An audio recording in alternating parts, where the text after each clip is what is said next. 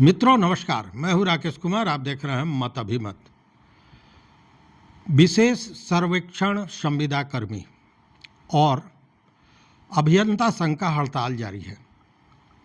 दोनों तरफ से ही कार्रवाइयां हो रही है, एक तरफ से विभाग से, दूसरे तरफ से ये जो हड़ताली कर्मचारी हैं उनके तरफ से।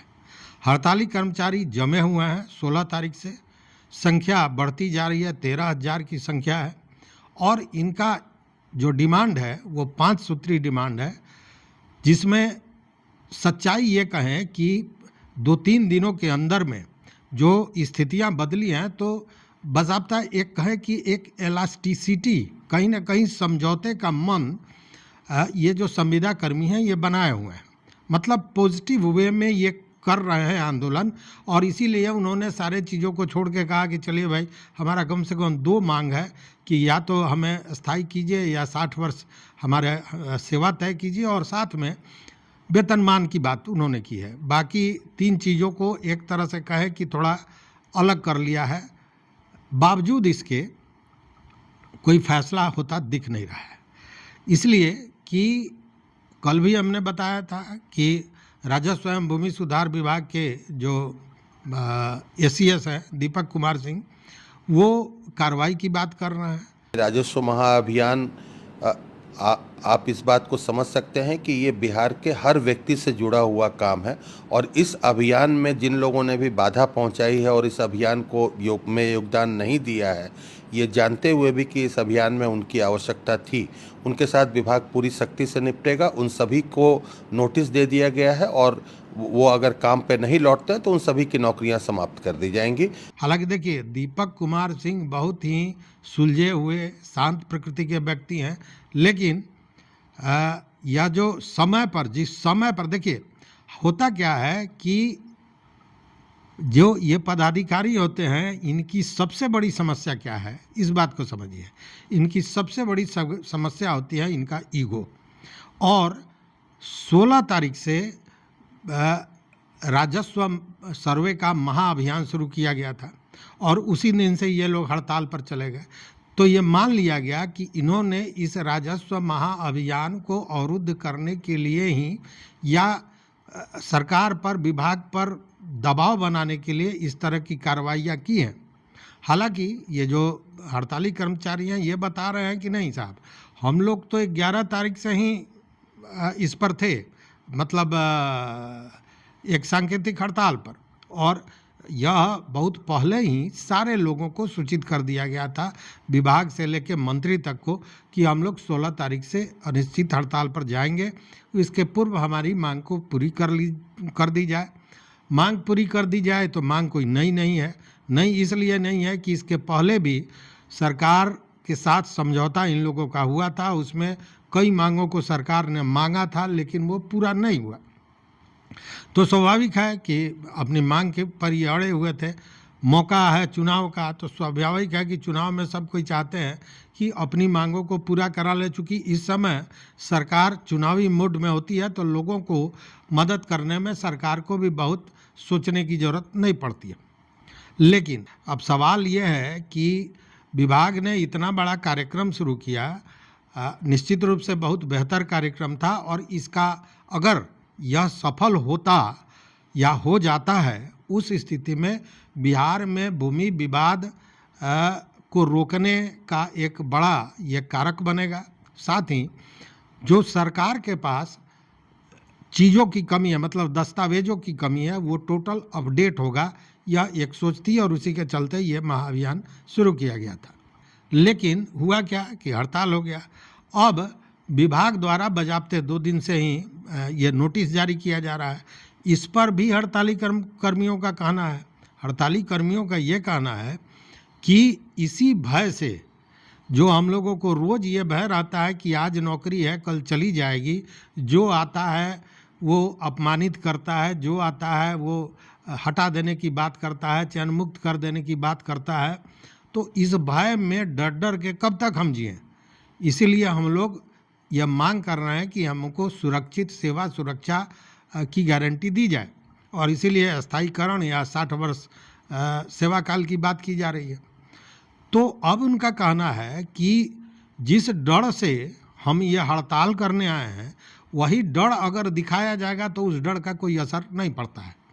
अगर मान लीजिए कि साल भर के बाद 6 महीना के बाद हमको निकाल ही देती है, कोई पदाधिकारी निकाल दे या सरकार या विभाग निकाल देती है, हटा देती है, तो हम कहाँ जाएंगे? तो उस स्थिति में हम अपनी लड़ाई को निर्णायक स्थिति में यहीं पहुंचा दें।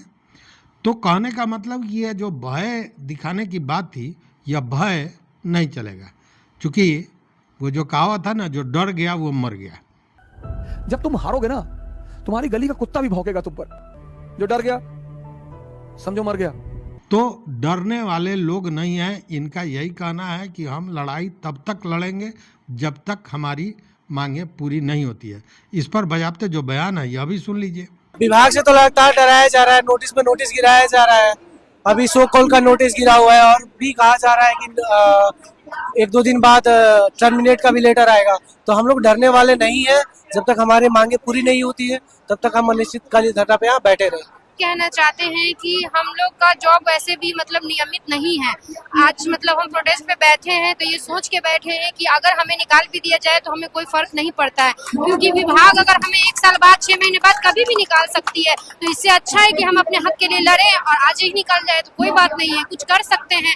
हम अपना आगे पढ़ाई करके अपना कोई और नौकरी निकाल सकते हैं। अभी हमारे पास वक्त है, वक्त जाने के बाद हम लोग क्या करेंगे? हमारी जिंदगी तो ऐसे ही बर्बाद हो जाएगी ना। तो यही हम कहना चाहते हैं विभाग से, जब तक हम लोग को नहीं करेंगे, हमारी मांग पूरी नहीं करेंगे, हम लोग ऐसे ही धरने पे बैठे रहेंगे। अच्छा, दूसरी बात कि ब्यूरोक्रेट्स में एक ऊंचे पद पर रहे हुए जो एक ओम प्रकाश यादव हैं, जो पूर्व में आईएएस थे, वह भी धरना स्थल पर पहुंचे और बजाबता उन्होंने तो बयान दिया है कि ये महाअभियान जो है इसका सत्यानाश हो गया। और उसमें वो इन लोगों के हड़ताल को बहुत छोटा कारण मानते हैं, वो बड़ा कारण मानते हैं। वो नियम, वो तरीका जिसके तहत इन लोगों की बहाली हुई, जिसके तहत जो उनका कहना है कि हमने तो जब वो सर्विस में थे तो हमने ये राय दी थी, लेकिन हमारे राय को नहीं माना गया। चूँकि 2-3 लोग बड़ी परिमार्जित भाषा में उन्होंने कहा कि सरकार तो 2-3 लोग चलाते हैं जो पदाधिकारी हैं। उस स्थिति में इन चीज़ों को दरकिनार कर दिया गया और उसी का फलाफल है कि आज यह स्थिति बनी हुई है। तो ये जो ओम प्रकाश यादव हैं, यह भी मंच पर पहुंचे थे, इन्होंने भी संबोधित किया। दूसरी ओर अब देखिए, बात कुछ पचती नहीं है। पचती इसलिए नहीं है कि अब 2 चीज़ है। एक तो ये जो हड़ताली कर्मचारी हैं, ये सरकार से मांग कर रहे हैं, विभाग की खिलाफत कर रहे हैं, लेकिन सरकार की जिंदाबाद कर रहे हैं। यह भी अजीब व गरीब चीज़ है। और दूसरी बात कि जहां विभाग इनको नोटिस दे रहा है, इनको हटाने का, चयन मुक्त करने की बात कर रहा है, दूसरे लोगों को नियुक्त करने की बात कर रहा है, वहीं जब ये लोग जाते हैं मंत्री से मिलते हैं, जो राजस्व एवं भूमि सुधार मंत्री हैं संजय सरावगी, तो ये कहा जाता है कि आपकी मांगों पर सहानुभूतिपूर्वक विचार किया जाएगा, ये आश्वासन देते हैं। राजस्व विभाग के जो मंत्री हैं उनसे मिल के आए हैं।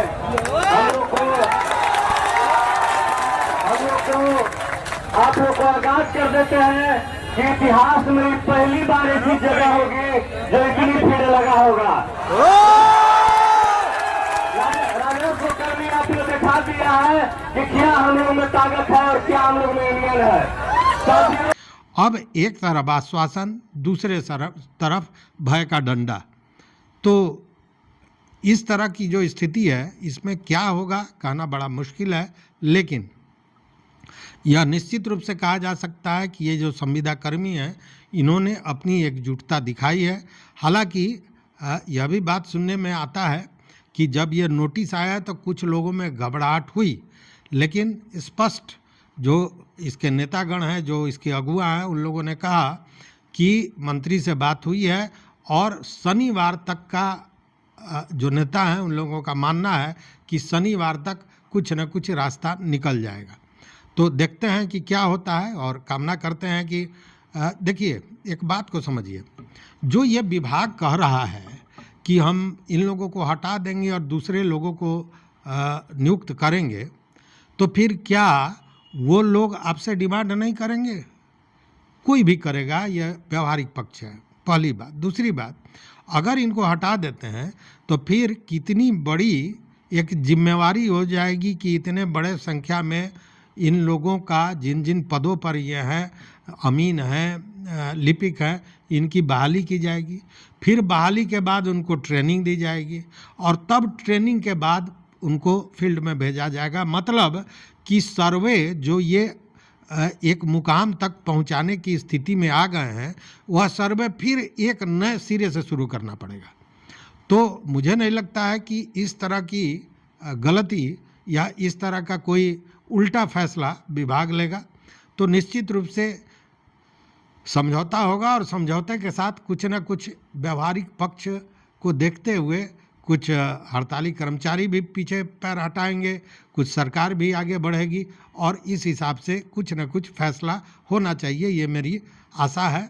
और एक सम्मानजनक ढंग से इन लोगों के हड़ताल को समाप्त किया जाना चाहिए। तो देखते हैं आगे क्या होता है। अभी देखते रहिए मत अभिमत। मित्रों, चैनल पर नए हो तो सब्सक्राइब कीजिए, लाइक कीजिए, दोस्तों के साथ शेयर कीजिए और अपना विचार जरूर दीजिए। बहुत बहुत धन्यवाद, कोटिशः आभार।